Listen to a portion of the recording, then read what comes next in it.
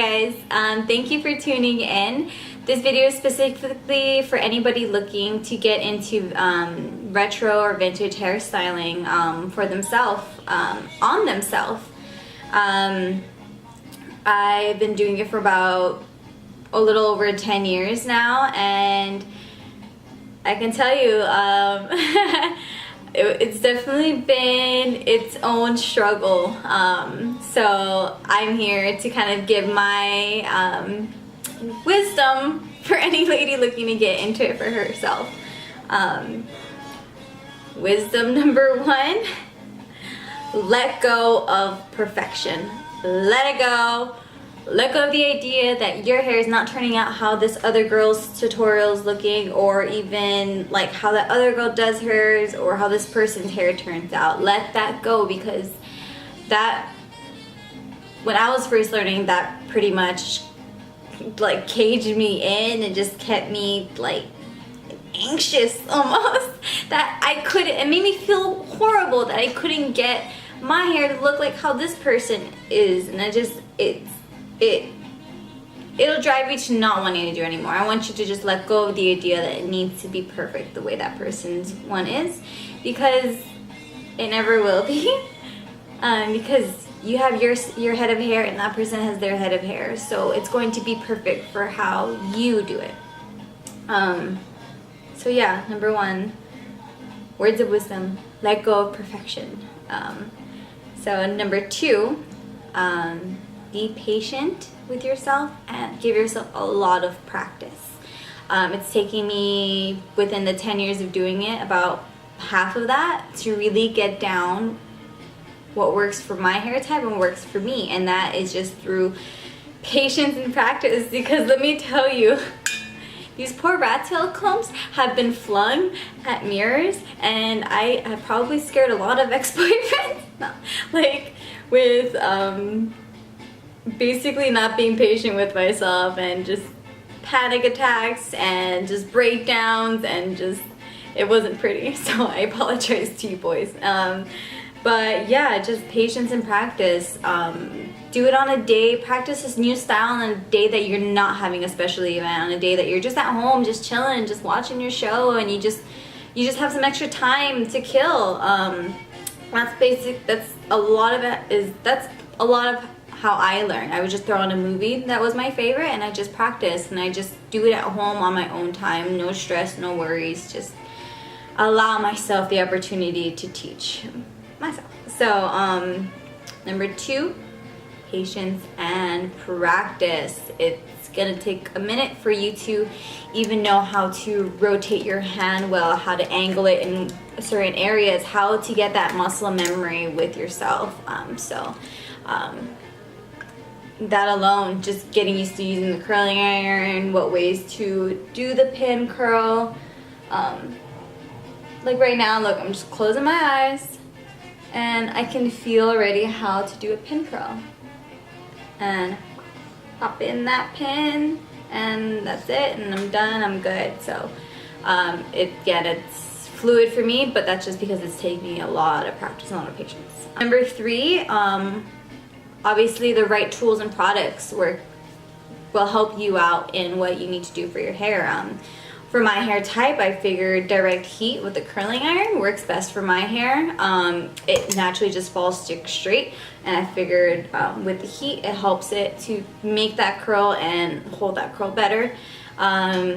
Basic tools: get yourself a bristle brush, rat tail comb, one that will forgive you if you do throw it against the mirror. Patience. What I figure works for me, especially in Hawaii humidity and in this weather, is dry shampoo. I like to try different ones, so don't quote me on this, but right now I'm using the Big Sexy Hair dry shampoo, and that's just because I like to change it out. I like to see what works better.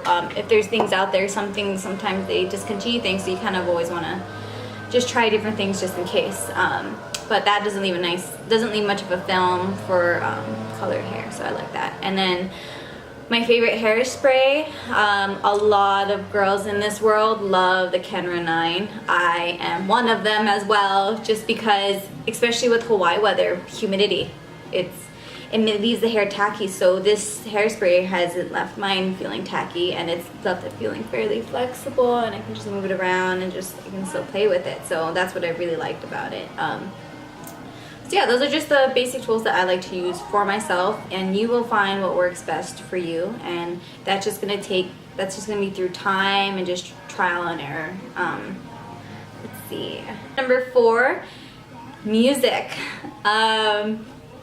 Most won't tell you, but have the right kind of music, something that's positive and going and flowing, and something you can hum to while you're doing it. It really helps the process of it. I personally, whenever I'm doing my hair, I love to put on like jazz or ska or like reggae. I won't put too much hardcore or punk rock or anything too intense, because if you've got anxiety and this is your first time starting again, if this is your first time getting into this, you want something that's soothing and mellow, because it's gonna help. And I realized that over the years that music does have an effect on you. So have the right kind of music, have the right type of mood for yourself when you get into this. So have a great playlist. Number 5, let go of fear, as in let go of the fear of burning yourself, because you will. I still burn myself. I don't know if you can tell, but there is a burn mark right on my forehead right here, because I just cut my bangs and I forgot how short they were, and I went like, you know, it's a nice little, can make a sound, but it made the sound, and it wasn't pretty, but it happens, and it's gonna happen. When I first started, I would leave burn marks on my neck, and my parents obviously thought they were other than that, but I'm just like, they're literally burn marks. You'll burn yourself, you're gonna burn your fingers, you're gonna realize the right heat for your hair type, so you might just burn your hair a little bit, but just, you know, start low and then just work your way up to a higher heat is all I can suggest. You're gonna run through the fear of over brushing your hair. You're gonna run through the fear of feeling like, is this too much? Like it's looking a little messed up, but no, you're going to learn how to just be okay with it, and don't be afraid of over brushing. Honestly, with the soft waves, it really works well. If you over brush it, you're gonna over tease your hair, you're gonna over brush it, you're gonna overspray it, you're gonna underspray it, it's gonna fall. Let go of all these fears, let go of the fears, let go of the fears, or embrace them as well, and which is actually gonna lead up to the next thing, which is tip number 6, which is go with the flow. Because a lot of girls think that once they start, it's not going to turn out the way they want, and most of the time it doesn't. Most of the time, for me myself, when I start the day off with the idea of, okay, I want like a nice S wave on this side, and it's just wave and then nothing and then ball, I'm just like that's just what I'm going to be given that day, and that's fine. But it's just going with the flow of it. If it's starting to be a little bit more flat during that day, then that just means you need to let the pins in longer, or just you need to just pin it back one way, or just get creative with it. It's really falling, just pigtail that stuff and try it again another day. But just realize that you need to just go with the flow of it, because if you don't, you may just lose love for it, and that's not fun. I want you guys to enjoy the process of it, because like life, as much as you try to plan ahead of what the idea of what it's gonna be, like it's gonna show out the way it's gonna turn out. And I mean, that's all you can really do when it comes to this. So just a brief overview of what we went over today. Number 1, just let go of perfection. It may not turn out the way that this other girl did it, but hey, it's gonna turn out the way that works for you, and just remember that's okay. Number 2, patience and practice. You don't want to melt down? Do it on a day that you don't have an important event going on or nothing. You just want to go to the grocery store and look amazing. That's perfect.